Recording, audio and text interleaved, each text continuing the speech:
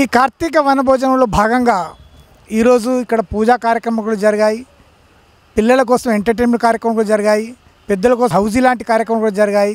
అట్లాగే దగ్గరలో ఉన్న పాలి అష్టవినాయక మందిరాన్ని కూడా దర్శనం చేయించారు వీళ్ళు.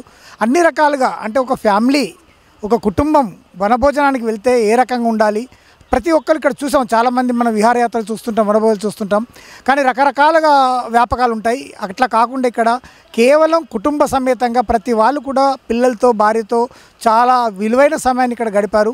చాలా ఆనందంగా ఉన్నారని మేము అనుకుంటున్నాం. ఇప్పుడు మనం మరొక వ్యక్తి అభిప్రాయం తెలుసుకుందాం. సార్ చెప్పండి, మీరు ఎక్కడి నుంచి, మీ పేరు ఏమిటి, మీరు ఎక్కడి నుంచి వచ్చారు?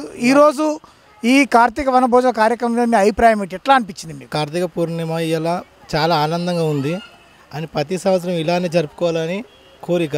ఒకటి ప్రతి పిల్లలకి అని పెద్దలకి అందరికీ ఒక ఆనందంగా బాగా ఆనందంగా కూడా ఉంది. ఇంకోటి ఇక్కడ వచ్చినందుకు కూడా పిల్లలకి అందరికీ నమస్కారాలు. మీ పేరు, మీరు ఎక్కడి నుంచి వచ్చారు? మేము కేడిగల్లికి వచ్చినాము, సిద్ధి సాయి బిల్డింగ్. నా పేరు నరేష్ చిలుక. ఈ వనభోజనాల పట్ల మీరు సంతోషంగా ఉన్నట్టేనా? అందరూ సంతోషంగా ఉన్నాం, సంతోషంగా ఉన్నారు. పిల్లలు కూడా పెద్దలు అందరూ, సీనియర్ సిటిజన్ కూడా పిల్లలు అందరూ సంతోషంగా ఉన్నారు. Thank you very much. Thank you.